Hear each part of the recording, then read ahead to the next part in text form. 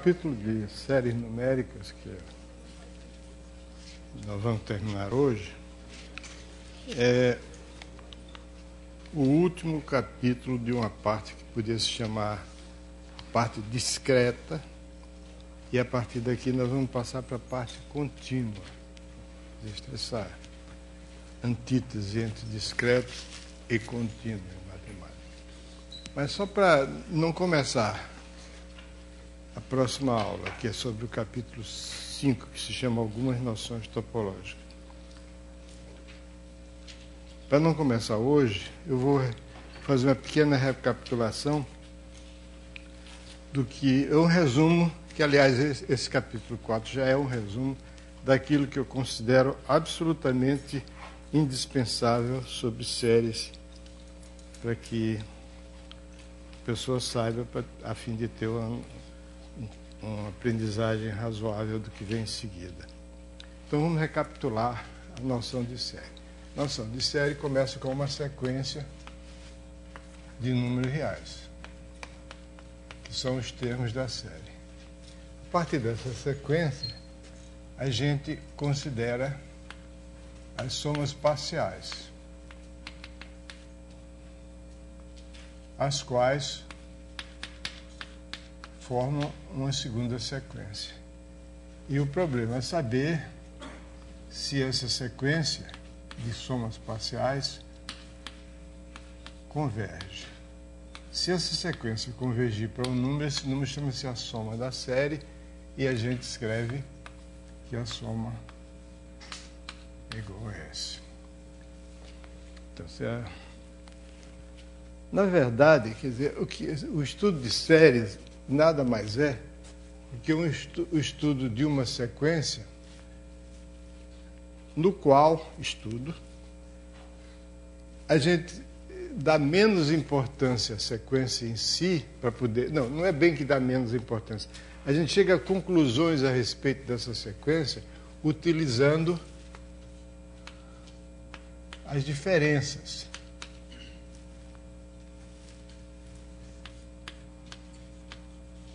Quer dizer, a fim de estudar a convergência ou divergência dessa sequência aqui, a gente analisa os termos da série, que são nada mais, nada menos do que, em última análise, são as diferenças entre dois termos consecutivos daquela sequência. Bom, isso é só uma observação marginal. Então, o ideal seria se a gente dissesse que o estudo das séries consiste em determinar métodos para calcular aquela soma S. Mas isso, em geral, é uma tarefa impossível. O que a gente procura saber é se a soma S existe ou não, ou seja, se a série converge ou diverge. Para qual valor ela converge ou diverge? Bom, isso é outra história. Alguns casos são fáceis, né? Por exemplo, se a gente tem que O é N, se A é um número menor do que 1, e basta que seja menor do que 1 em valor absoluto, então a série, assim, a gente escreve, quando eu escrevi a série soma de AN, sem escrever nenhuma coisa a mais, isso eu estou dizendo que eu vou considerar essa sequência AN a fim de, com ela, fabricar uma série. Mas não tem nenhum compromisso quando eu escrevo isso. Não estou dizendo que a série converge nem diverge. Estou dizendo que existe uma série para ser estudada. Soma de AN. Então, nesse caso aqui, a série seria, por exemplo, 1 mais A mais AN mais etc. Que é igual à soma. Aqui, nesse caso, é muito mais natural escrever que a soma desde N igual a 0 é infinito. Ou então, quando N é maior do que ou igual a 0, para incluir esse 1. Se eu não quiser incluir esse 1, eu escrevo só a soma desses termos, aí vai dar A vezes, porque a soma de AN, quando N é maior do que ou igual a 1, é essa soma aqui multiplicada por A. Certo? É engraçado, né? Mas é. Bom, então essa série converge porque toda reduzida Sn é igual a 1 sobre 1 menos A. Ah, perdão. 1 sobre 1 menos A elevado a n menos 1. Né?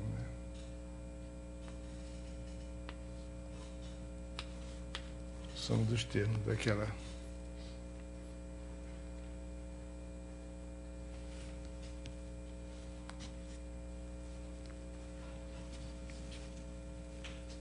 Tudo decorre, eu sempre me atrapalho aqui, é uma bobagem, mas 1 menos A multiplicado por 1 mais A mais etc. mais A elevado a n menos 1 é igual a 1 mais A elevado a n menos 1 menos A menos A elevado a n menos 1 menos A elevado a n. Então, isso aqui vai dar 1 menos A elevado a n. Então, 1 menos A multiplicado por isso dá 1 menos A elevado a n. Portanto, se você tem 1 menos A elevado a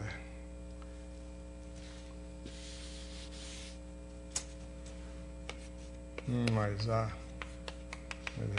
mais A elevado a n, vai dar igual a 1 menos A elevado a n dividido por 1 menos A. Ok?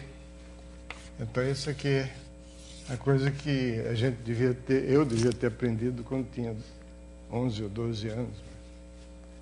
Porque faz muito tempo. Então, 1 menos A elevado a n dividido por 1 menos A dá isso aqui. Então, o limite de Sn, essa soma aqui, o limite de Sn, quando n tende para o infinito, é o limite dessa expressão aqui. Se isso aqui é Sn, o limite de Sn, quando n tende para o infinito, é o limite de 1 menos A elevado a n, dividido por 1 menos A, quando n tende para o infinito. Agora, quando n tende para o infinito, como A em valor absoluto é menor do que 1, isso aqui tende para zero. Então, fica 1 sobre 1 menos A. Então, nesse caso aqui, essa série é fácil de calcular. Em alguns outros casos, a gente vai calcular essa série de uma maneira extremamente indireta. São séries que ocorrem como chamada série de Taylor de uma certa função que a gente conhece. Então, é o desenvolvimento em série de uma função que nós conhecemos. Por exemplo, nós vimos outro dia que 1 menos 1 meio mais 1 terço menos 1 quarto mais 1 quinto, etc., é logaritmo natural de 2. Então, como a gente tem uma tabela para calcular o logaritmo, a gente vê qual é o logaritmo natural de 2, é 0,66 e alguma coisa mais. Muito bem, então, o problema principal da série é saber quando é que uma série converge e quando é que diverge. A primeira coisa que se tem que olhar quando deparamos com uma série e queremos indagar sobre a convergência dela é se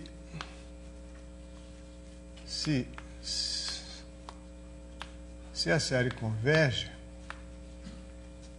então o termo geral tende para zero. O termo geral de uma série convergente tem limite zero. Isso aí é óbvio porque o limite de Sn é o mesmo que o limite de Sn menos 1. Então, subtraindo dá a n, o limite de Sn menos o limite de Sn menos 1 é zero, porque os dois têm o mesmo limite, então a n tende para zero. Essa condição está muito longe de ser suficiente, embora seja uma condição necessária. Eu acho que é a primeira coisa que a gente tem que olhar, ver uma série. Por exemplo, soma de logaritmo de n. Claro que essa série, o termo geral, além de não convergir para zero, tende para o infinito. Então, essa série não pode convergir. Às vezes, a série converge, o termo geral tende para zero e a série não converge. E o exemplo clássico, mais natural, é a chamada série harmônica.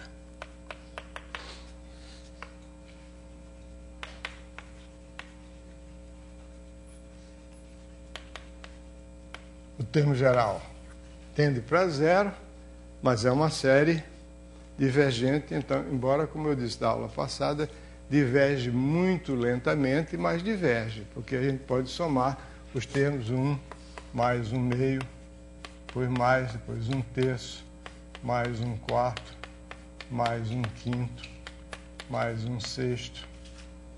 Aí isso aqui,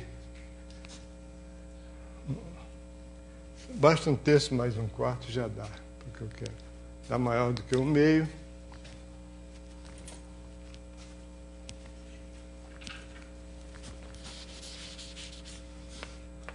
Mais 1/5, mais 1/6, mais 1/7, mais 1/8,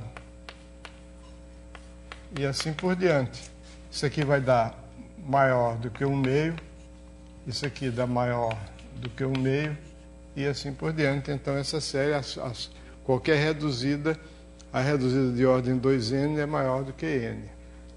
Ok? Então, essa série diverge, a série harmônica. Muito bem, então essa é a primeira coisa. A primeira coisa a constatar que, a respeito de uma série, o termo geral de uma série convergente tende para zero, essa condição é necessária, mas é insuficiente, não é suficiente. Agora, para verificar se uma série converge ou diverge, se a gente tem um exemplo da chamada série geométrica,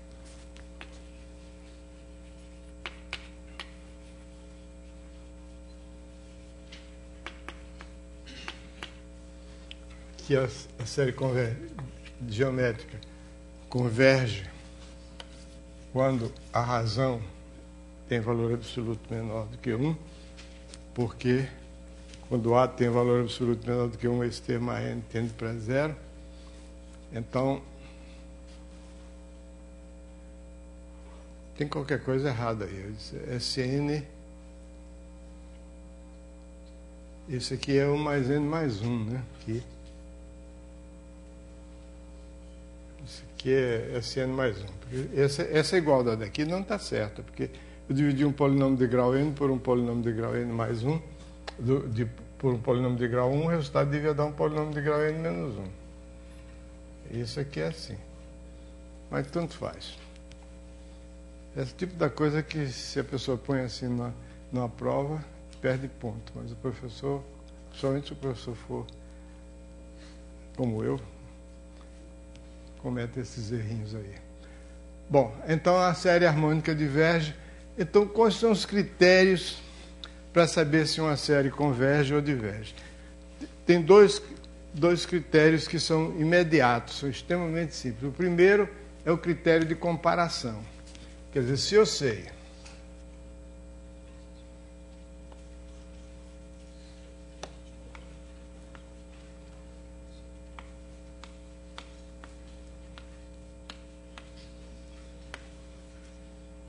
isso aqui é para todo n. Tá certo? Para todo n, se, por exemplo, o AN é menor do que uma constante, maior do que ou igual a zero. Não, vou botar maior do que zero inicialmente. Vezes Bn. E a série de Bn converge. Quando eu tenho uma série de termos não negativos, para convergir eu digo que é menor do que mais infinito, porque, nesse caso, a sequência, quando os termos são todos não negativos, essa sequência aqui é uma sequência não decrescente. Então, converge se somente se for limitada.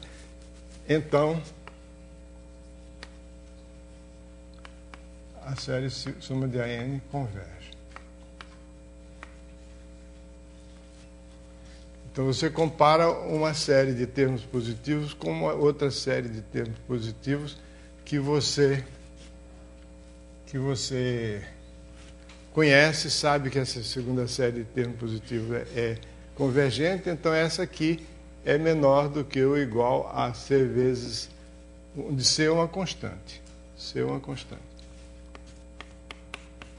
Então, a série converge. Isso aí é mais fácil de provar do que de enunciar, porque é óbvio que está, porque as sequências das reduzidas, tanto da série soma de AN como soma de BN, são sequências monótonas não decrescentes. Né? Então, caso essa sequência converge, se somente se é limitada. Então, se essa série é convergente, significa que a sequência das reduzidas é limitada, e então a outra sequência reduzida de AN é limitada também, porque é menor do que ou igual a C vezes qualquer cota superior da primeira. Ok? Então, isso é a comparação.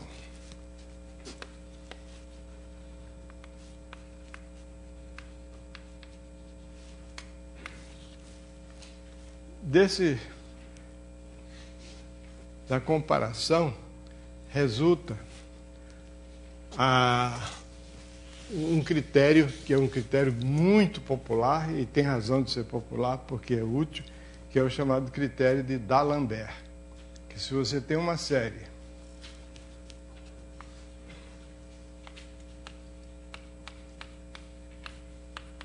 todos os termos são diferentes de zero, e o limite de AN mais 1 sobre AN. O diferente de zero aí é para poder tomar esses quocientes sem me preocupar. For igual a um C, que é um número menor do que 1, então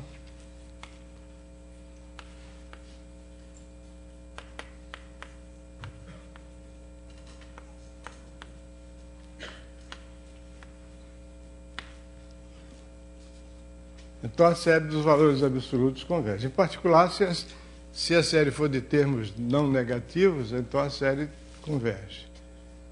Na verdade, nem precisa que esse limite exista e seja menor do que 1. Basta que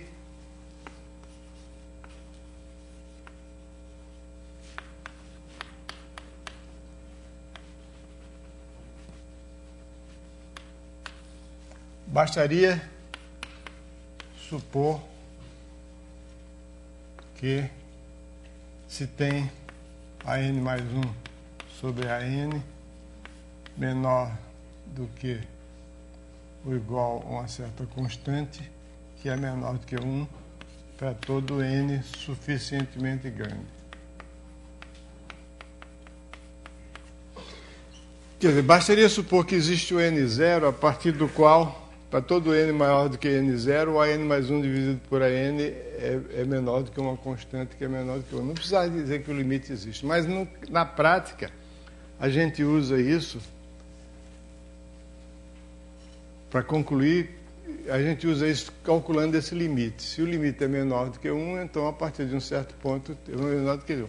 Isso aqui resulta do método de comparação, porque vamos supor que o AN seja positivo, porque eu vou considerar os valores absolutos, então só interessa o caso em que ele é positivo, negativo não interessa. Eu vou tomar o valor absoluto. Então, o AN mais 1 sobre AN menor do que C, esse C é CN mais 1 sobre CN. Então, isso significa que AN mais 1 é menor. Não, basta escrever isso aqui. O AN mais 1 é menor do que ou igual a C vezes... Não, está certo. AN mais 1 sobre AN é menor do que C. Então, isso significa que AN mais 1 sobre AN é menor do que ou igual a CN mais 1 sobre CN. Então, isso significa que AN mais 1 sobre AN sobre CN mais 1 é menor, C elevado a N mais 1. É menor do que ou igual a N sobre C elevado a N. O que é que significa essa última desigualdade? Essa última desigualdade tem as seguintes consequências. Em primeiro lugar, mostra que essa sequência aqui é uma sequência não decrescente.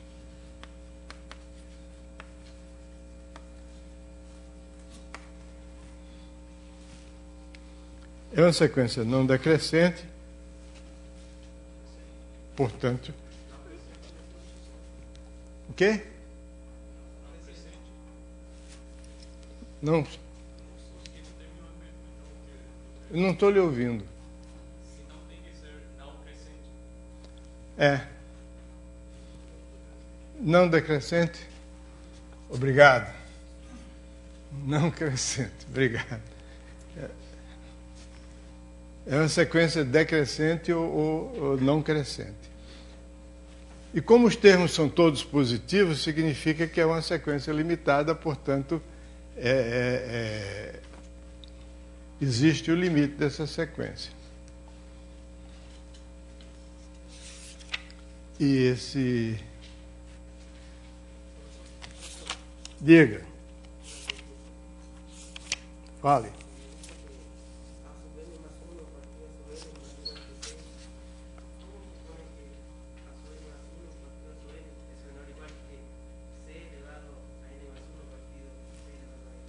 Pois é. Parece difícil, não é? E daí? Não dá para entender isso?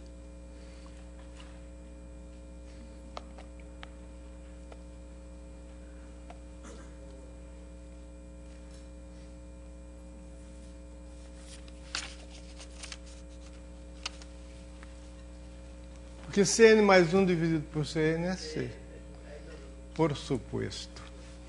Não tem que discutir também o valor do C no critério de comparação para o valor é somente positivo para que as separações... C positivo?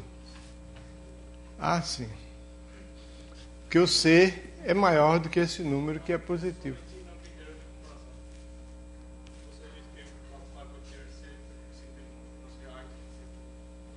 Se aqui, se o C é positivo, olha, se o C for zero, acabou. O AN é menor do que ou igual a zero, então a AN é zero, não tem mais o que discutir. Eu sei? Ok? Então, quer dizer o seguinte, você tem aqui a seguinte situação. Você tem AN mais 1 dividido por AN menor do que AN mais 1, AN sobre Cn. Então, significa dizer que os termos dessa série são limitados. Ou melhor, esses termos aqui são limitados. Quer dizer, eu tenho aqui uma série convergente, que é a série geométrica. E tem uma série que não é muito maior do que ela. O AN, o enésimo termo, dividido pelo enésimo termo da outra, é menor do que ou igual a uma certa constante. Se é menor do que uma certa constante, isso significa que os termos aqui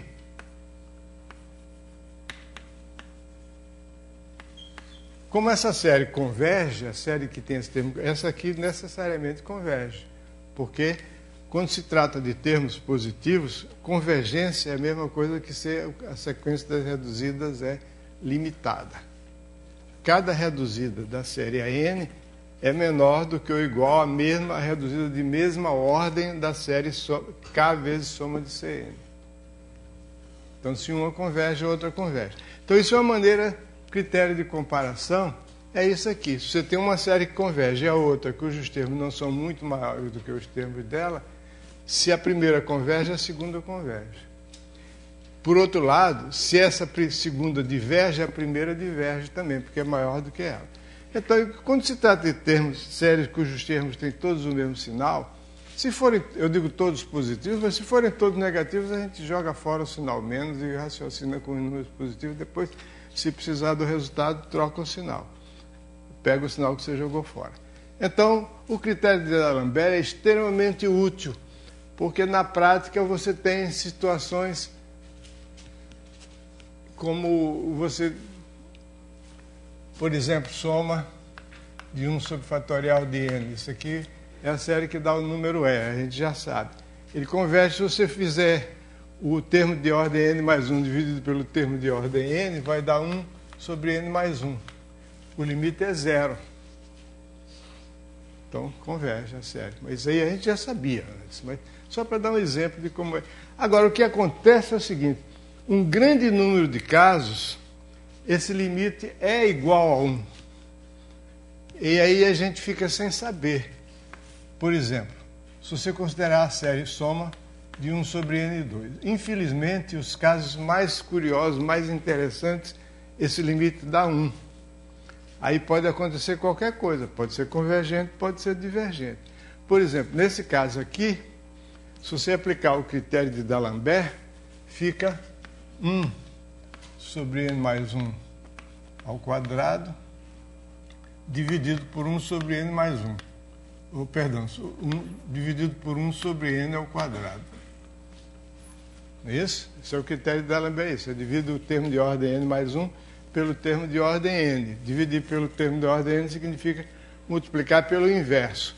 Isso aqui vai dar N sobre N mais 1 ao quadrado. O limite é 1. E a série converge. Agora, se você pegar a série harmônica e fizer isso com a série harmônica, o limite também dá 1. Você fica N mais 1 sobre N. Também converge para 1. Só que essa converge, essa diverge. Então, o critério de D'Alembert é como você fazer um exame para saber se está com AIDS, né? Se der negativo, você não pode estar, né? Pô, isso é uma piada de mau gosto terrível. Não, você faz um exame para saber se está com uma certa doença. Se o exame der negativo, não quer dizer que você não tenha doença, quer dizer que o exame não detectou. Não é isso? O critério de D'Alembert tem esse objetivo. Professor, Diga. No D'Alembert, quando você faz a sequência de AN mais 1 sobre AN, ela não pode se aproximar do C por cima? Porque você falou que o limite é igual a C, ela não pode se aproximar. Pode, mas o C é menor do que o 1. Veja bem. Boa pergunta. Você tem o 1, você tem o C. Pode se aproximar por cima, mas acontece que o 1 fica longe. Se você pegar qualquer sequência cujo limite é menor do que 1, a partir de uma certa ordem, todos os termos da sequência têm que ser menor do que 1. Porque você tem direito a tomar um C menos epsilon aqui e um C mais epsilon aqui, não é isso? E você sabe, de acordo com a definição do limite, para todo n suficientemente grande, o termo da sequência vai estar aqui dentro. Não importa qual epsilon que você pegou. E você pega um epsilon de tal modo que o C mais epsilon seja ainda menor do que 1. Isso é a primeira coisa que a gente viu a respeito de limite, é isso. Quando o limite é menor do que um número dado, então existe um n0 tal que todo n maior do que n0, os termos da sequência são menores do que aquele número dado. Por causa disso, você pode botar aqui e você escapa. A gente vai ver uma situação como essa daqui a pouco. Mas então a demonstração seria ali no comecinho, a N mais 1 sobre a N menor ou igual a 1 C mais epsilon, né? Porque ele não necessariamente precisa ser menor ou igual a C. Não. É menor do que C. Porque eu botei, se o limite é menor do que 1,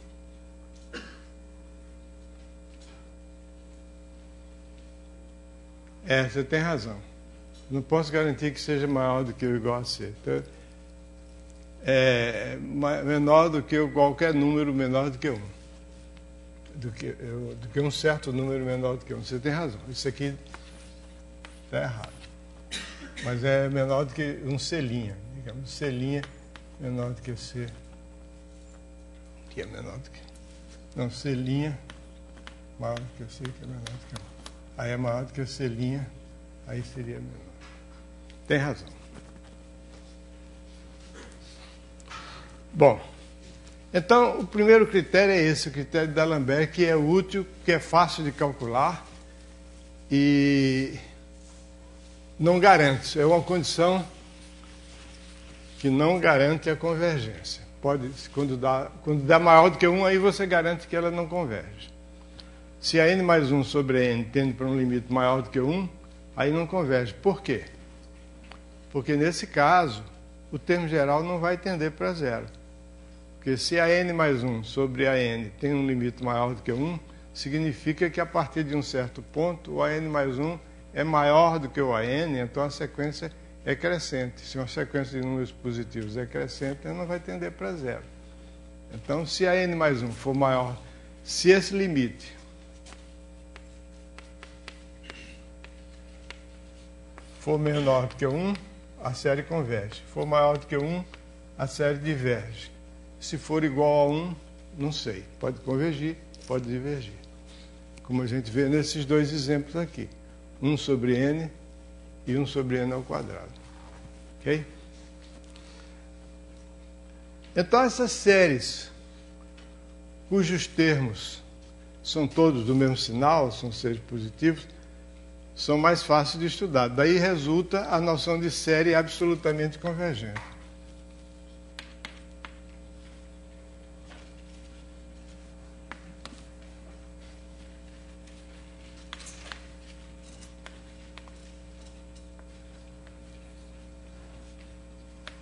Série absolutamente convergente é uma série cujos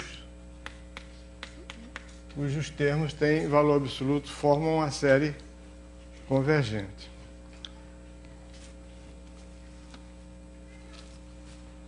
Um exemplo de uma série que é absolutamente convergente é se você tem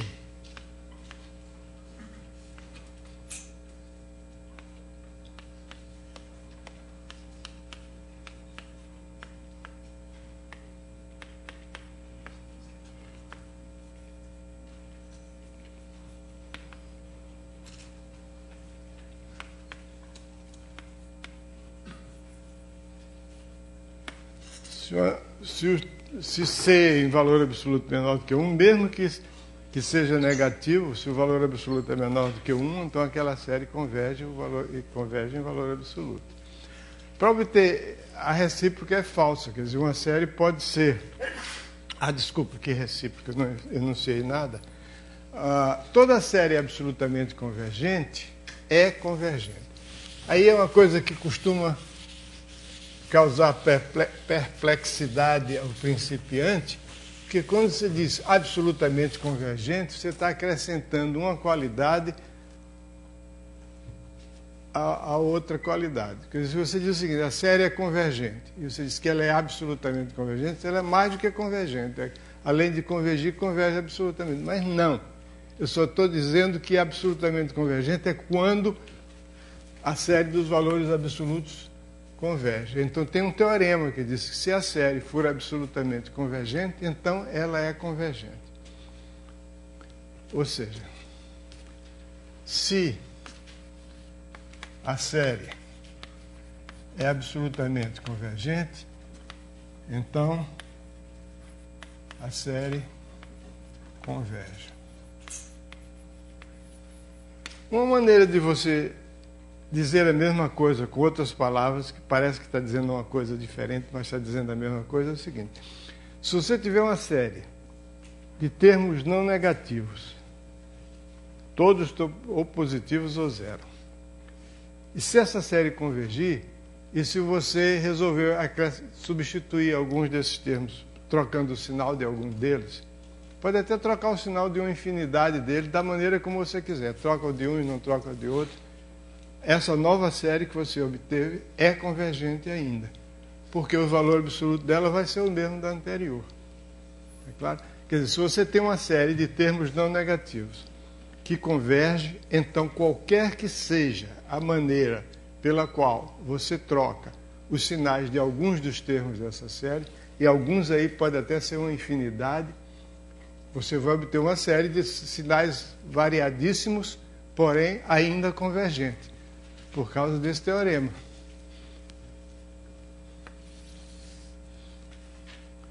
Como é que eu demonstro esse teorema? Da seguinte forma. Quando eu dou uma série,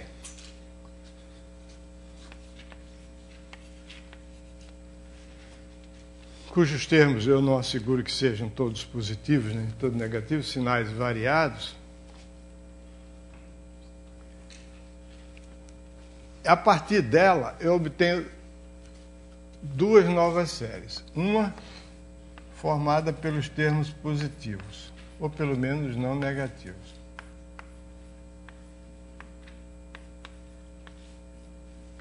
Chamo de PN, o máximo de AN e zero. Qual dos dois? Quer dizer, se a N for negativo, o PN é zero. Se a N for positivo, o PN é igual a N. E se a N for zero, o PN também é igual a N. E o QN eu vou introduzir o símbolo Qn para significar o maior desses dois números, menos AN e 0. Ok? Então eu vou chamar de Pn de a parte positiva do AN e o Qn a parte negativa. Quer dizer, se o AN for positivo, a parte negativa dele é 0. Essa não é muito bom porque dá a impressão de parte negativa que o Qn é negativo. Mas não, Pn e Qn são ambos não negativos. Tá certo? Quer dizer, isso aqui significa o seguinte. Bom, eu troquei o sinal de tudo. Tanto Pn como Qn são positivos. O que é que vai acontecer? Acontece o seguinte, que para cada n, um desses dois números é 0. Se o AN for positivo, pelo menos um dos dois é 0. Pode ser que os dois sejam 0, se o AN for 0. Se o AN for positivo, o PN é positivo e o QN é 0. Se o AN for negativo, o PN é 0 e o QN é positivo. De modo que, para todo n, o AN é igual a PN menos QN. Isso é uma subtração de mentirinha. Porque é uma subtração em que pelo menos um dos dois números é 0. E o valor absoluto do AN é a soma do PN mais QN. Também aqui é uma soma de mentirinha. Porque pelo menos uma das parcelas é 0. Mas vale aquilo. Ok? Então, se a série é absolutamente convergente,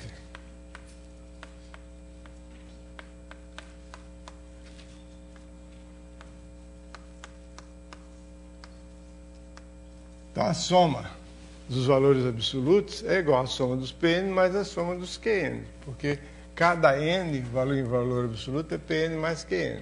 Se isso aqui é menor do que mais infinito, então significa que tanto soma a série é absolutamente convergente, então, como é a soma desses dois termos não negativos, a soma de Pn é menor do que infinito e a soma dos Qn também.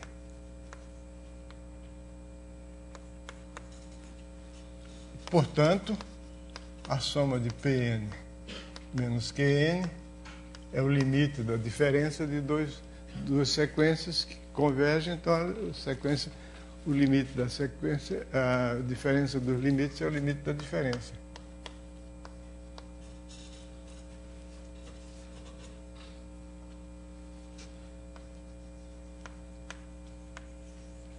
Ok?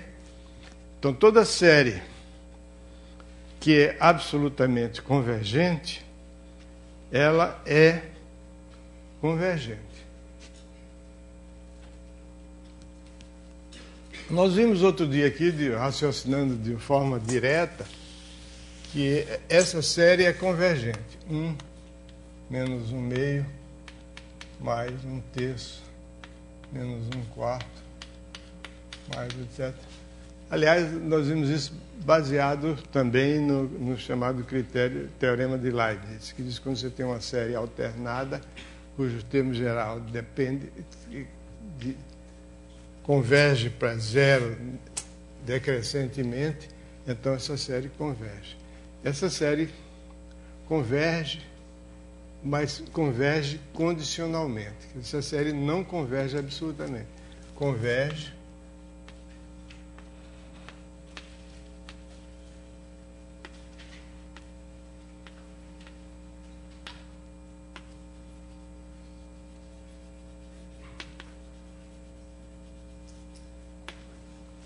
Alguém observou aí que, com razão, corretamente, que essa série, a soma dela é logaritmo natural de 2. Está lá no fim do livro, a demonstração. Então, é uma série que converge, mas não converge absolutamente. Agora, se você pegar uma série que converge absolutamente, se você pegar a série 1 sobre n2, 1 quarto, 1 nono, 1 16avos, etc. Se você puser qualquer sinal aqui, do jeito que você quiser, vai convergir. Porque se você puser os sinais todos positivos, vai dar 1 sobre n ao quadrado, que converge. Então, trocando o sinal, não importa de que jeito. Ok?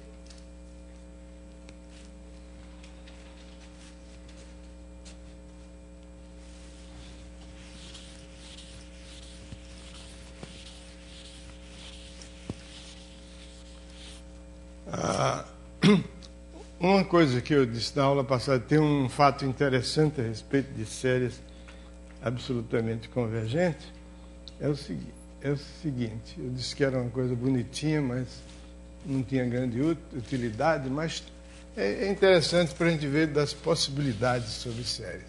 Quer dizer o seguinte, se a soma de AN é condicionalmente, eu vou introduzir essa palavra,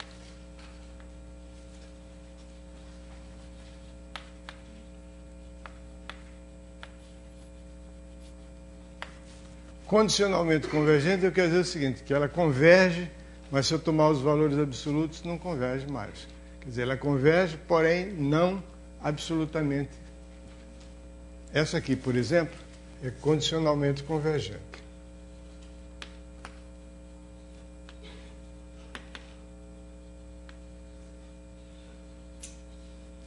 Uma série condicionalmente convergente. Mas não é absolutamente convergente. Então, o teorema diz o seguinte, se a série absoluta é condicionalmente convergente, então, mediante dado qualquer número real, se positivo, negativo, ou que seja, zero, dado qualquer C pertencente a Z, existe, ou melhor, pode-se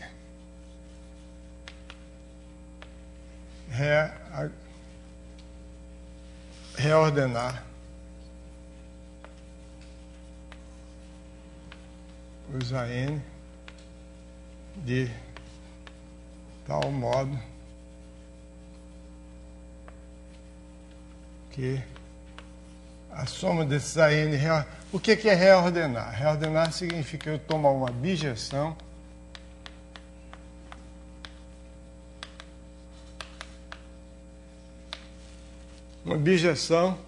e, em vez de seguir a ordem 1, 2, 3, eu sigo φ de 1, φ de 2, φ de 3, etc.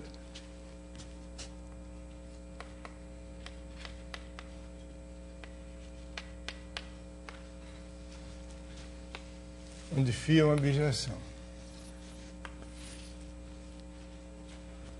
Reordenar significa os termos passam a ser A, φ de 1 vai ser o primeiro termo, A, φ de 2,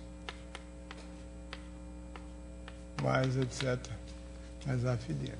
Quer dizer, se uma série convergir, mas não convergir absolutamente, então, alterando a ordem dos termos, eu posso fazer com que essa série, com os mesmos termos, só alterando a ordem, convirja para qualquer número que eu quiser. Até, inclusive, se eu quisesse, o mesmo argumento mostra que se eu tomar mais infinito aqui, eu posso fazer essa série tender para mais infinito ou para menos infinito. Mas vamos fazer só para ser o número real. Mas vocês podem usar exatamente as mesmas palavras, ou melhor, só trocando o C por mais infinito, que prova que ela pode se tornar. Ok? Vamos ver, como é que eu posso provar isso? A ideia é extremamente simples e é devida a esse camarada aqui. Foi um matemático que morreu com 40 anos, ou um pouco menos até, mas deixou ideias fantásticas na matemática, várias teorias, como geometria riemanniana, superfície de Riemann em variável complexa. Ainda hoje, o problema mais conhecido da matemática é a hipótese de Riemann, que ninguém sabe provar, que é a respeito da uma série de números complexos. Pois bem, a ideia dela As obras completas de... Tem matemáticos assim, por exemplo. As obras completas de Euler preenchem uma estante da biblioteca do INPE, inteirinho, de cima a baixo. As obras completas de Riemann é um livro desse tamanho assim. Os dois são comparáveis. Mas a produção dele era, como dizia Gauss, dá licença eu dizer uma expressão em latim, parca sed matura, pouca, porém amadurecida. Então a ideia dele é muito simples. Deixa de fazer propaganda do Riemann, vamos lá uma coisa. Eu tenho o número C. A primeira coisa a observar a respeito de uma série que é condicionalmente convergente é o seguinte: quando a gente tem uma série, a gente tem essas duas coisas aqui, o Pn e o Qn, e a soma da série é a soma do P. Cada termo da série é Pn menos Qn. Então, se sigma de AN converge condicionalmente,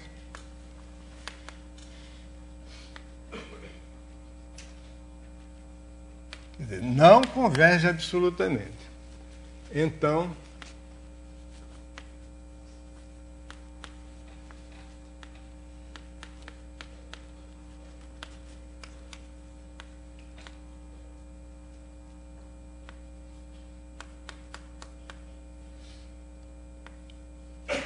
tanto os termos positivos como os termos negativos, ambos formam séries divergentes. Termos negativos, entre aspas, negativo, nada. Eles são positivos, só que eram negativos, mas eu troquei o sinal deles. É o QN. Os termos que eram negativos, depois eu troquei o sinal. Então, as duas são divergentes. Por exemplo, tem essa série aqui que é condicionalmente convergente. Se eu pegar os termos positivos, 1 mais 1/3 mais 1/5, etc., vai dar mais infinito.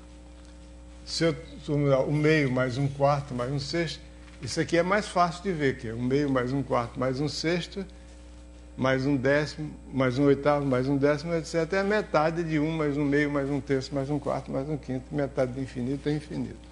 O outro é essa, quase a mesma coisa. Bom, está claro isso? Concordo? Que se converge condicionalmente, então essa soma tem que ter mais infinito e menos infinito, pelo seguinte, porque a soma de AN é cada sequência. Eu vou escrever assim, me perdoem, que eu estou escrevendo aqui uma coisa que nem sempre faz sentido. Aliás, não faz sentido. Para cada passo. O que eu devia dizer é o seguinte: se eu pegar A1 mais etc mais AN, isso é igual a P1 mais etc mais PN menos Q1 mais etc mais QN. Agora isso aqui que eu estou escrevendo é correto. Porque eu escrevi uma coisa ali que soma de PN é mais infinito, fica mais infinito, menos infinito, isso não significa nada. Pode ser qualquer coisa. Então isso aqui é verdade. Então, esse aqui converge. Converge para um certo número S. Porque eu estou supondo que a série é condicionalmente convergente.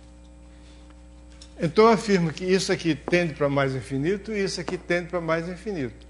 Porque são números não negativos. Ou tendem para mais infinito ou se mantém limitado. Tende para um valor fixo. Não pode oscilar. Suponha por absurdo que isso aqui tende para um certo número T. Então, esse aqui vai tender para T menos S. O limite da diferença dos limites. Ou, se esse aqui tender para um certo número U, então esse aqui vai tender para S mais U. Ok? Então, eu posso chamar isso aqui de SN. SN. Isso aqui eu posso chamar de TN. Isso aqui, UN. Fica mais claro. Então, SN é igual a TN menos UN. O que eu estou dizendo é que tanto se o SN converge, mas a série não converge absolutamente, então o Tn tende para o mais infinito e o N também tende para o mais infinito. Porque eu sei que o Sn tende para uma certa soma S. Se o N tender para um certo número,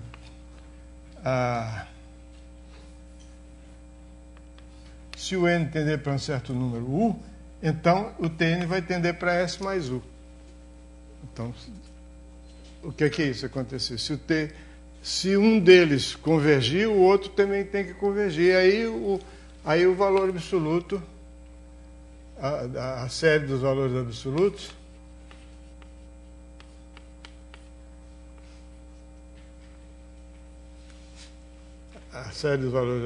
vai ser igual a Tn mais o N, aí vai convergir também. É horrível isso aqui, né?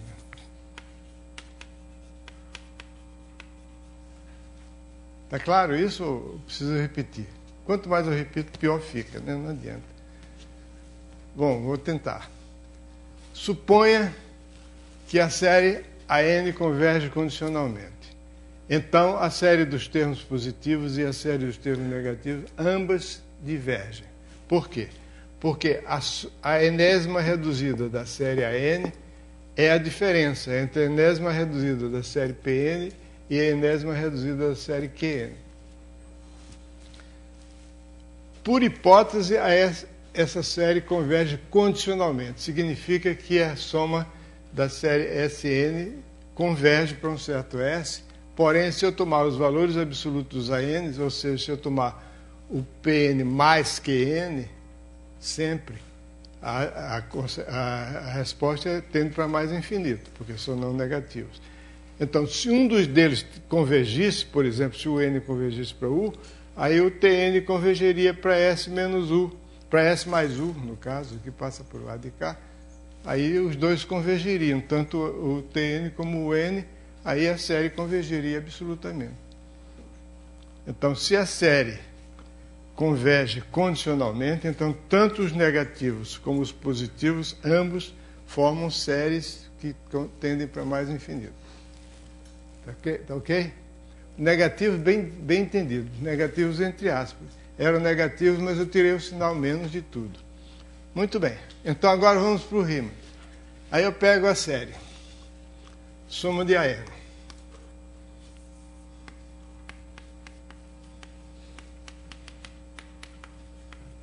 Aí eu começo a somar. Aqui está o C. Alguém me dá um C. Duvido se arrumar os termos dessa série de tal modo que a soma seja C. Eu digo, tudo bem, me dá o C. Ele dá o C. Aí eu começo a somar. Os termos positivos só. Não vou somar todos, não. Vou começar somando os termos positivos. Aí começo somando os termos positivos. Como os termos positivos, a soma tende para o infinito, vai chegar num ponto aqui em que a soma dos PIs, para um certo I menor do que ou igual a 200, vai passar do C. Termina passando do C. Não importa qual é o C, termina a soma dos termos positivos passando, porque a soma de todos os termos positivos é mais infinita. Assim que passar do C, eu paro. Digo, agora vamos somar os termos negativos. Significa que eu já reordenei. Na minha ordem agora, eu começo com os termos positivos, mesmo que os termos positivos só venham lá longe, eu tenho que começar com eles. Aí, começo a contar os termos negativos. Quando eu começar a somar os termos negativos, vai voltar isso aqui, vai diminuir. Essa soma vai diminuir. Essa soma vai diminuir, mas vai terminar ficando aquém do C. Por quê? Porque a soma dos termos negativos é infinita. Então, vai evocar aqui o C. Vai ficar menor do que o C. No momento, a primeira parcela que der a soma menor do que C, aí eu começo a somar os termos positivos. Quer dizer, eu estou somando todos, não é só os positivos e negativos, não. Isso aqui é o soma dos AN, e isso aqui também é a soma dos AN, mas são os ANs que são positivos, mas eu estou somando... Não, eu estou somando todos os termos positivos, desculpa. Estou somando todos os termos positivos, depois eu estou somando todos os termos negativos. Bom, aí passou para cá, diminuiu. Aí eu começo, no momento em que ficar menor do que C, eu começo a somar positivo de novo. Tem uma infinidade deles, porque não vai esgotar nunca, porque a soma é infinita. Então eu começo a somar os termos positivos até passar do C outra vez. Quando passar do C, eu paro e começo a somar os termos negativos de novo. Aí vai convergir para C. Por que vai convergir para C? Porque a diferença entre um termo e o seguinte vai tender para zero. Ou melhor, o termo seguinte não. Cada termo vai ter limite zero. O limite, que a série é convergente. O termo geral tende para zero. Então essa oscilação vai ficar cada vez menor, porque eu paro no momento em que passar do C. Então quando eu paro, eu estou aqui, dá o C. Eu começo a somar. No momento que passar do C, eu paro e volto a somar de volta. Então essa diferença aqui vai tender para zero, porque essa diferença é menor do que ou igual ao termo que eu somei, o último termo que eu somei. Então, no final, eu vou ter uma ordem da série, que eu comecei com os termos positivos, depois com os termos negativos, depois positivos, negativos. Vai dar uma ordem diferente da ordem original. Mas agora a soma vai ser C. Ok? Então, essa é a ideia do nosso amigo Bernard Riemann, que morreu tuberculoso antes de completar os 40 anos, mas deixou uma herança fantástica para a matemática. A outra coisa que faltou, quer dizer, realmente, essas são as coisas básicas a respeito de séries. Então, sim. Sim. Fala. Cauchy? Cauchy era um chato. Cauchy era um fanático, católico fanático. Desses beatos que não saem da igreja, fica rezando o dia todo. Mas ele era um sujeito de caráter. Porque uma das regras dele era que ele era a favor do rei, seja quem fosse o rei. Que o rei era um negócio... O rei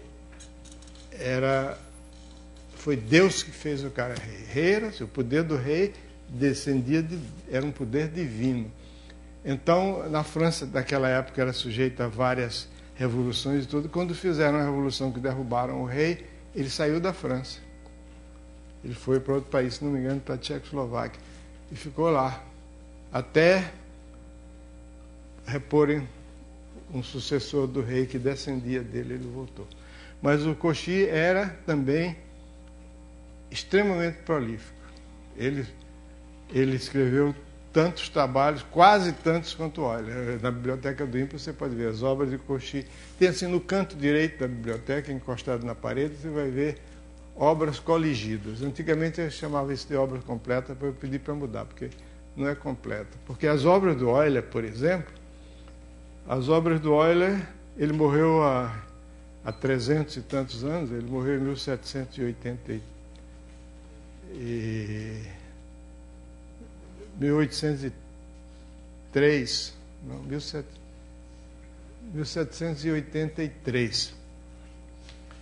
E ainda não tem as obras dele completas, porque ele nasceu na Suíça, mas ele viveu boa parte, a partir dos 20 anos ele foi para a Rússia, depois foi para a Alemanha, viveu 25 anos na Alemanha, depois voltou, 30 anos na Alemanha, voltou para a Rússia outra vez e morreu lá na Rússia.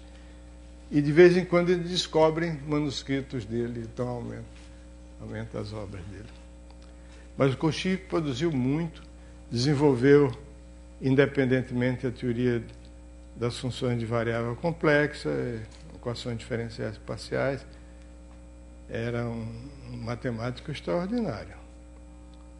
Tem o livro dele, ele escreveu um livro muito bom, foi o primeiro curso de análise escrito, que realmente de tirar o chapéu, muito bem escrito. Bom, o que eu estava falando? Agora você me diz o que é que eu estava dizendo, que eu não me lembro mais. Fala. Só fiquei na dúvida que o senhor falou que a série dos termos positivos e a série dos termos negativos vai ser divergente. Ambas. Eu fiquei na dúvida de visualizar nesse exemplo aqui, por exemplo. Se 1 menos meio, mais 1/3. Isso. No caso, a série dos negativos seria convergente. 1/2, mais 1/4, mais 1/6, mais 1/8. Você tem dúvida que isso aí diverge? Diverge. Isso aqui é a metade de 1 mais 1/2 mais 1/3 mais 1/6. O que está dentro do parênteses é infinito, então a metade também é infinito. Ok?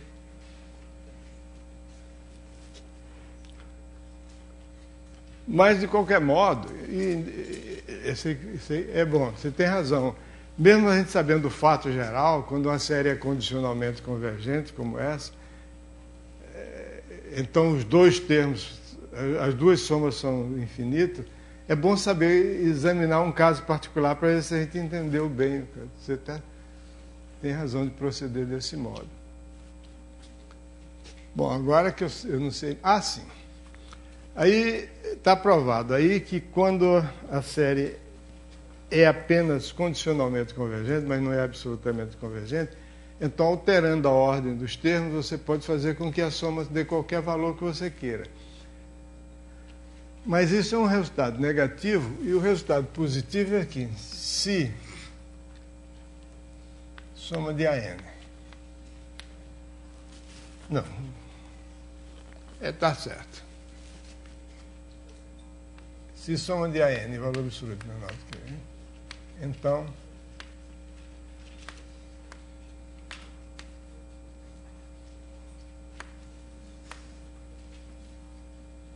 para toda bijeção φ de N,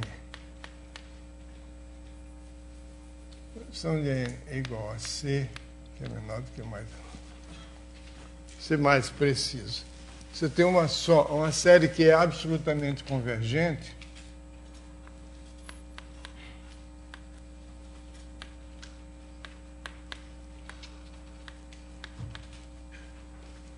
para toda bijeção φ de NN,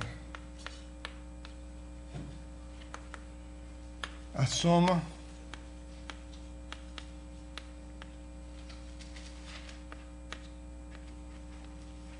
ou seja, toda série absolutamente convergente é comutativamente convergente. Eu dei um exemplo aqui mostrando que essa série aqui, se você alterar a ordem de forma conveniente, você pode fazer com que ela convirja para outro número diferente. Né? Mas aqui a gente já viu que vale de um modo geral, né?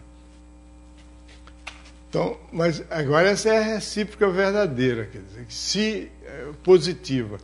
Se uma série é absolutamente convergente, então a soma independe da ordem dos termos. Qualquer que seja a ordem que você fizer, dá a mesma soma. Converge e converge sempre para o mesmo número. Isso é uma daquelas coisas que eu costumo dizer, é mais fácil provar do que enunciar. É só você escrever o seguinte, se você escreve, só para simplificar, Bn igual a φn. Então, porque agora a ordem mudou, porque o que vai determinar a ordem não é o φ do n, é o n. Então, B1 é A de φ1, φ1 pode ser 300, é o B1, é o primeiro termo. B2 é A índice φ2, φ2 pode ser 501, então esse é o B2. E assim por diante. Significa que você trocou a ordem conforme essa bijeção φ. Então você chama Sn igual a 1 mais etc mais a n e Tn igual a B1, só para ficar mais fácil de escrever, mais Bn. Significa que é A φ1 mais A φ2, etc. Então você pega, você quer provar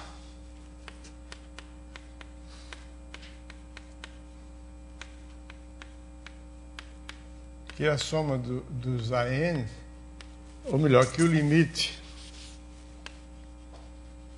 do Sn é igual ao limite do Tn. Você quer provar que essas duas séries, que são têm os mesmos termos, mas em ordem completamente diferente,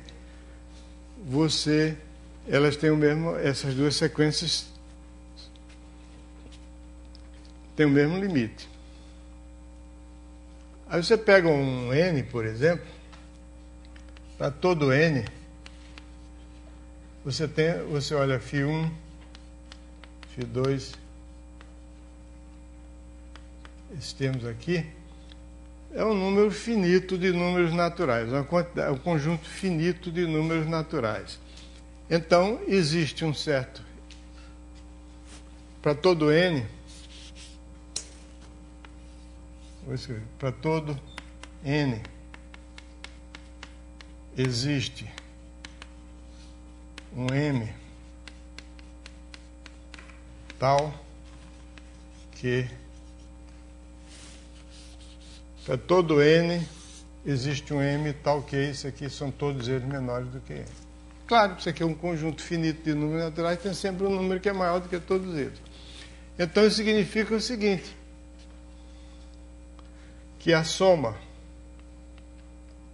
B1 mais etc mais BM é menor do que ou igual à soma de A1 mais, BN aqui,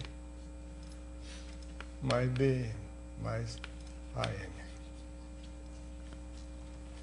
Porque se eu considerar o B1 até o BN, significa que eu tenho aqui todos os A's, todos esses números são menores do que M, e todos os números menores do que M estão aqui, como índice ali. Está claro isso?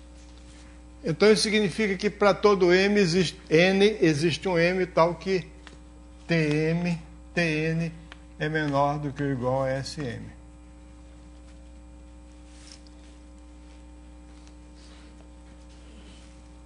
Sim, eu estou supondo que tudo aqui são números positivos, tá?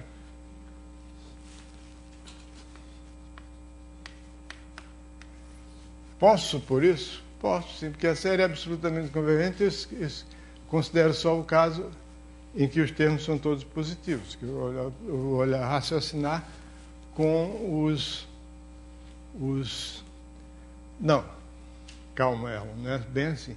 Vamos supor inicialmente esse caso aqui.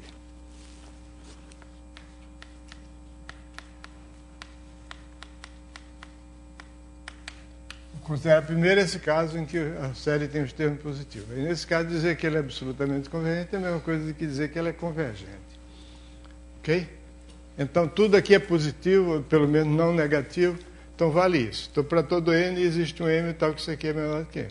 Então, a sequência dos TNs converge, porque é uma sequência limitada, porque é menor do que ou igual a SM.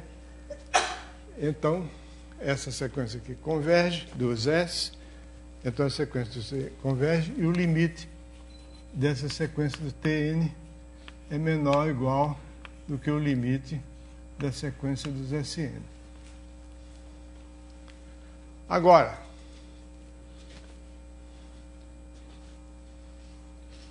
se eu considerar o φ inverso, então eu vou obter o mesmo raciocínio, mostra que o Tm é menor do que ou igual a Sm, então o limite do Sn é menor ou igual ao limite do Tn. O que é φ inverso? Quer dizer, é olhar para φ1, φ2, φn, etc., como sendo a ordem natural, e o 1, 2, 3, 4, 5, 6 não é mais a ordem natural, é a outra. Não faz isso, é bobagem. Ok? Então, os dois são iguais, e o limite de Sm é igual ao limite de Tn, e o teorema está demonstrado no caso em que o AN é positivo, pelo menos não negativo. Mas eu tinha dito uma coisa que não é verdadeira. Comecei a dizer, mas me dei conta. Que é o seguinte, tanto faz, porque eu só estou olhando o valor absoluto, então eu posso, não é perda nenhuma de generalidade supor que todos são positivos. Não, é assim. O que eu tenho que dizer é o seguinte, se os termos são positivos ou são negativos, então cada termo AN vai ser igual a PN menos QN. Se lembra dessa coisinha aqui que a gente fez? Isso aqui quebra o galho. Separa os termos positivos, os termos negativos, troca o sinal dos termos negativos, ficam todos positivos, depois, lembrando que eles têm que trocar o sinal. Então, AN é igual a PN menos QN. Toda vez que eu reordenar os ANs, significa que eu estou reordenando os PNs e reordenando os QNs. E agora, tanto os PNs como os QNs são não negativos. Então, vale essa reordenação dos ANs dar o mesmo resultado no final da soma. Por quê? Porque os PNs dão o mesmo resultado e os QNs dão o mesmo resultado. Então, reordenar os ANs significa exatamente a mesma coisa que reordenar os PNs e reordenar os QNs, o que não altera a soma de um dos dois, porque ambos são não negativos, e o caso não negativo nós já vimos. Ok? Muito bem. O que mais que falta dizer? Ah, sim, falta uma coisa interessante. Muito interessante. Bom, vocês vão dizer, o seu gosto é muito diferente do meu. O que você acha interessante, eu não acho nada interessante. Tudo bem. Isso é uma questão subjetiva.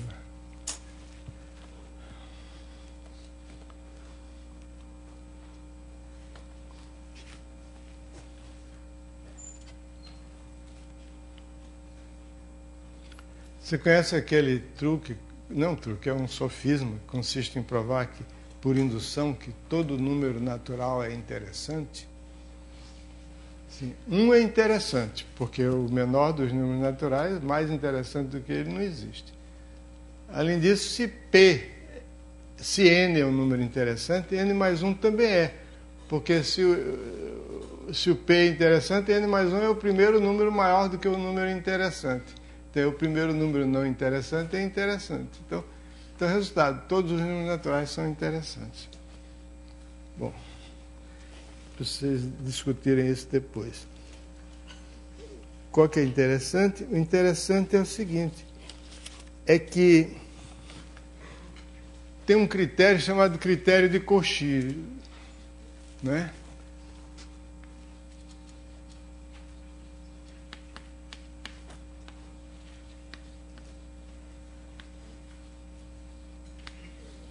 Você pediu para eu dizer umas palavras sobre Cauchy, eu comecei dizendo que ele era um cochato.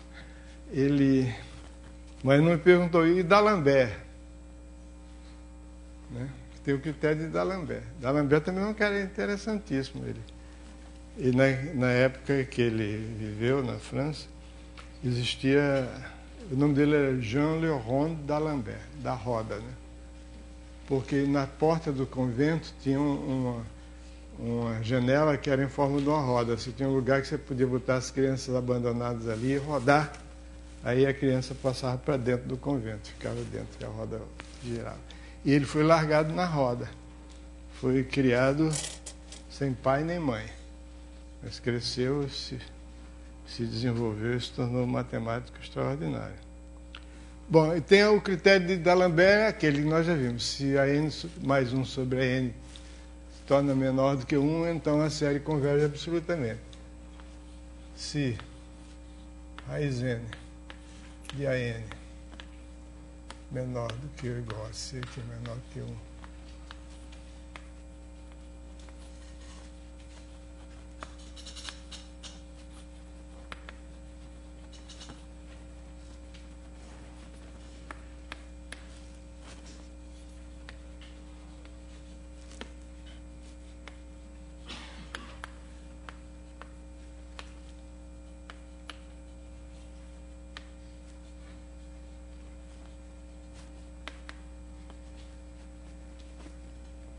Então a série converge absolutamente desde que a raiz n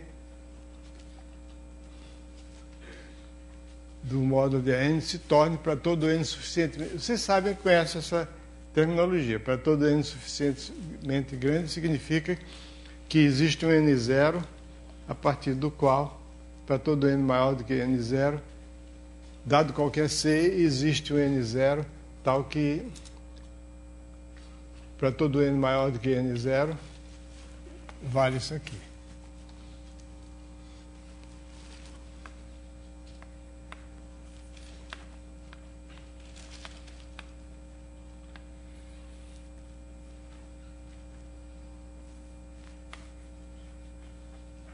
Aí é melhor botar assim. Para todo C maior do que 0 e todo n suficientemente grande. Okay. Para todo C maior do que 0, existe um n0 tal que para n maior do que n0 vale aquilo. Bom, em si, a coisa é muito simples, porque se você tem raiz de n, a n menor do que ou igual a c, que é menor do que ou igual a 1, então a n é menor do que ou igual a c elevado a n. Aí, como c é menor do que 1, c elevado a n é uma série convergente, então essa série converge. Então vocês vão dizer, poxa, para que você se deu o trabalho de chamar um critério de Cauchy, um nome assim tão pomposo, né, para uma coisa tão banal? Não é que na prática, quando nós formos estudar série de potência, extrair a raiz enésima e passar o limite é uma coisa que ocorre naturalmente.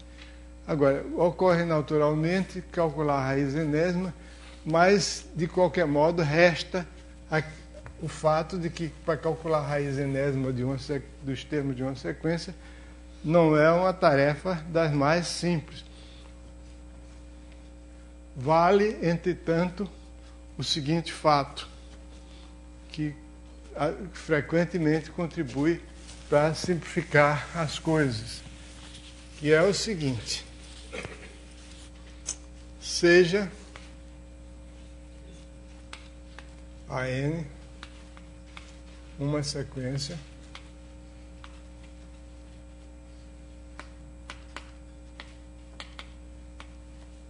de números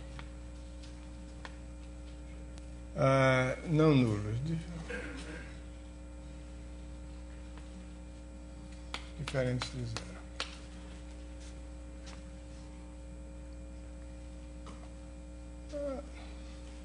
Vou botar dos números positivos.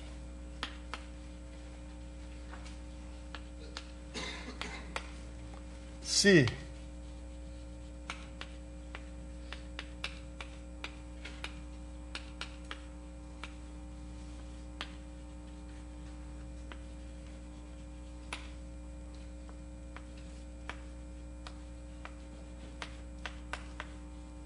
então você quer calcular o limite da raiz enésima de AN.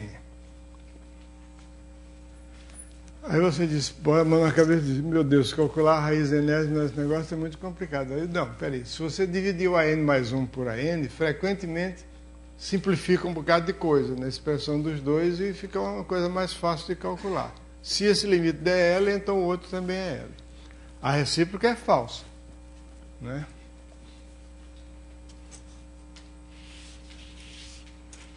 A recíproca é falsa.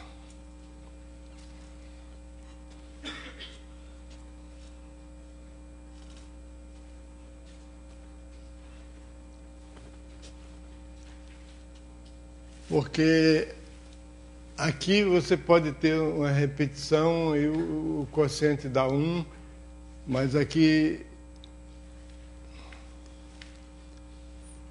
quando você começar a extrair a raiz quadrada, a raiz daquele negócio...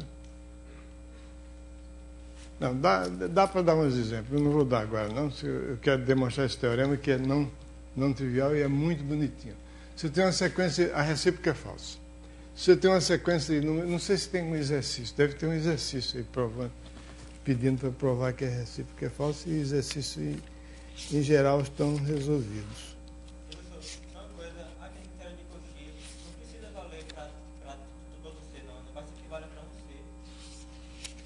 C. É.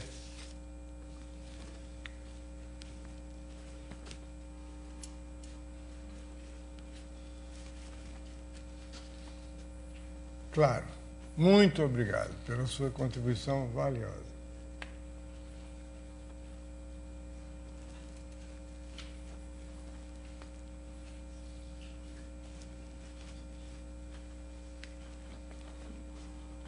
muito agradecido.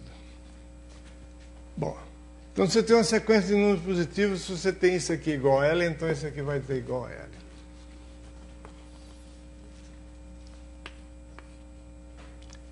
Então quero provar que esse limite é L. Então eu dou um epsilon maior do que zero.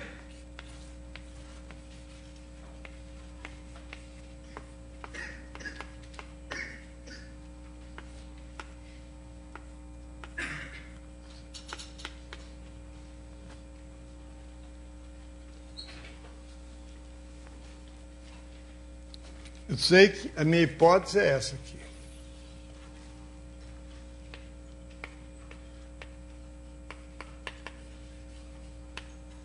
Dado epsilon, existe um n0, tal que está todo n maior do que n0, esse quociente é n entre L menos epsilon e L mais epsilon. Mas eu vou precisar de passar a outro limite, então eu vou precisar de uma certa garantia. Então, para ter essa garantia, eu tomo um K aqui menor do que L e um M maior do que L. Ok?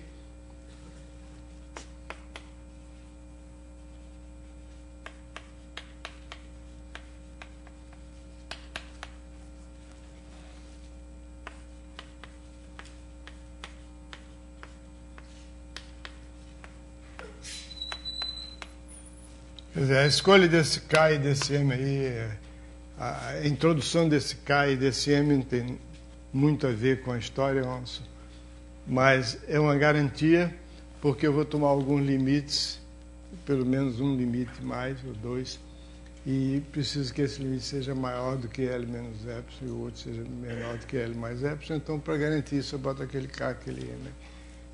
Então, existe um N0.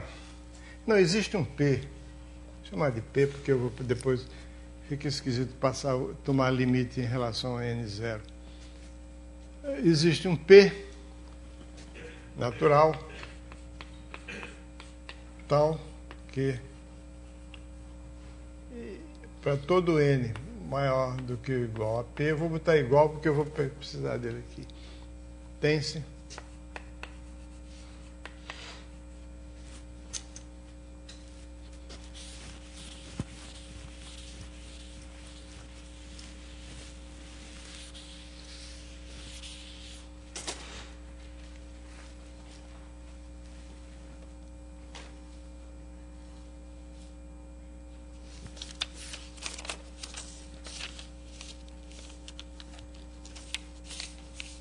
ok. Tem-se o AN mais 1 sobre AN, tem entre K e M. Ok. Então agora eu vou começar a tomar esses quocientes com N maior do que ou igual a P. Então primeiro eu vou tomar a P sobre AP menos 1, eu acho. AP mais 1 sobre AP. Porque o P está aqui.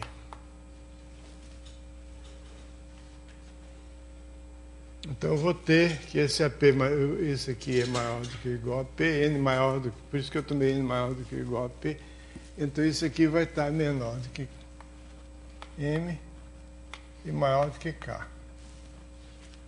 Então, tomo o seguinte, vou chatear vocês um pouquinho, AP mais 2 sobre AP mais 1, menor do que M, entre K menor do que A, P.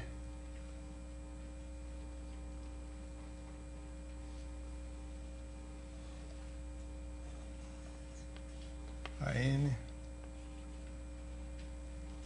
sobre a N menos 1.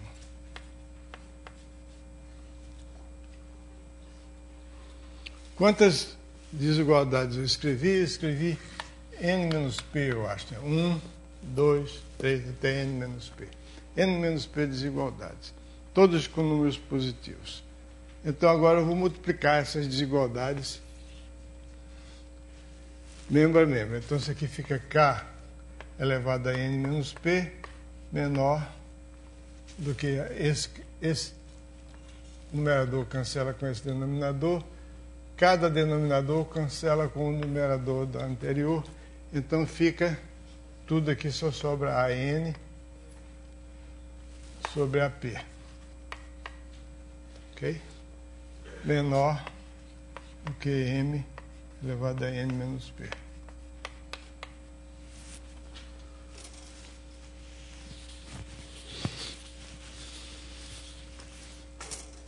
Então são N menos P desigualdades. Multiplico membro a membro e fico com isso aí.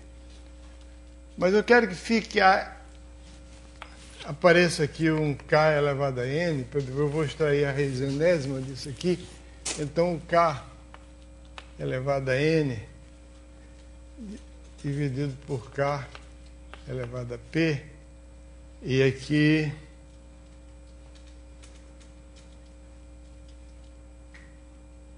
K elevado a N menor do que a N sobre a P.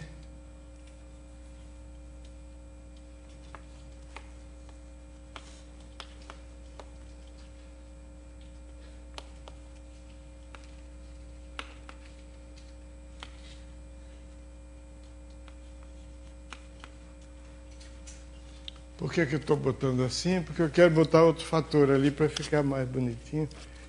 Então,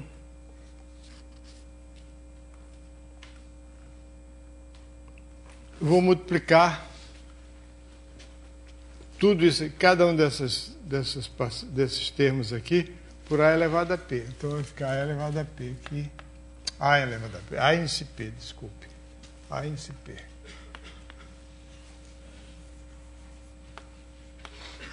Ok?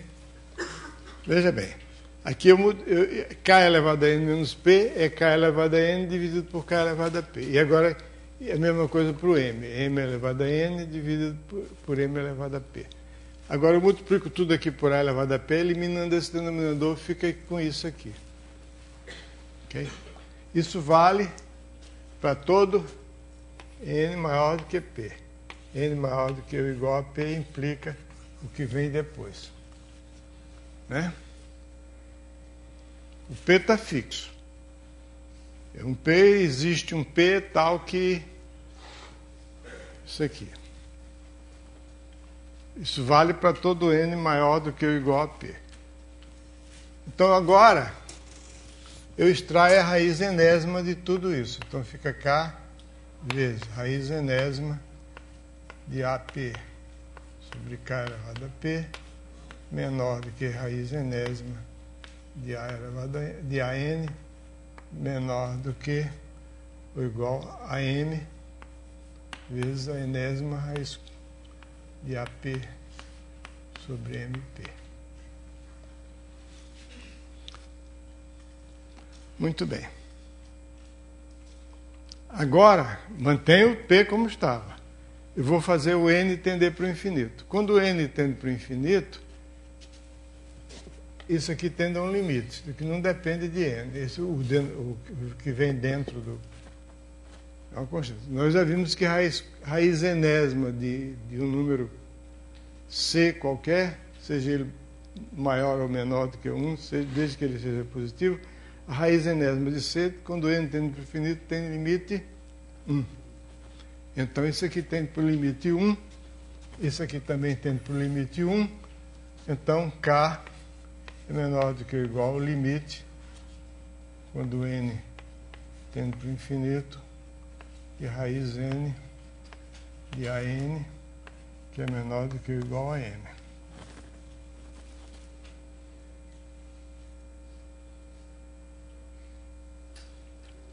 Mas isso aqui é maior do que L menos epsilon. Isso aqui é menor do que L mais epsilon.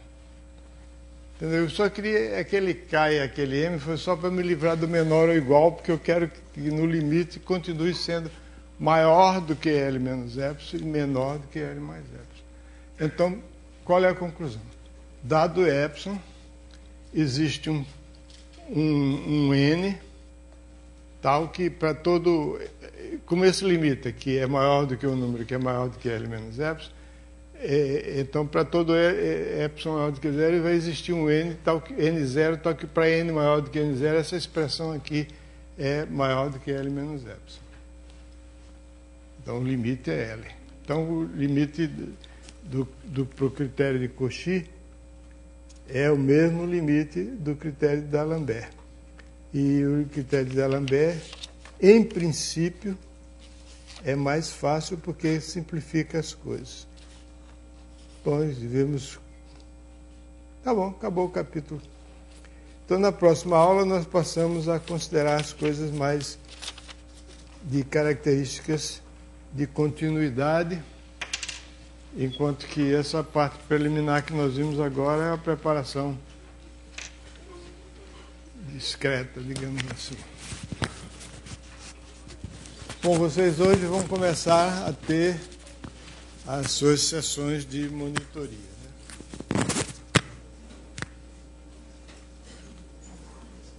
Feliz